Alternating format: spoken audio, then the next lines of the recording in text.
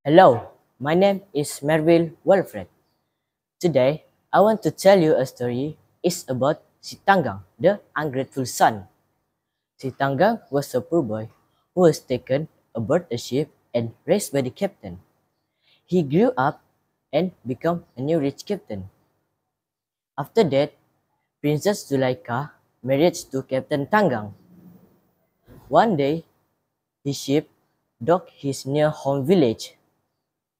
His parents come to see him, but he denied knowing them out of shame. His grieving mother called out to God, causing a storm destroy the ship. Sitanggang realized his mistake, but it's too late. He was turned into a stone, causing a lesson against ingratitude. The story shows us of we must be grateful to our parents and others who have been kind to us. That's all from me. Thank you very much.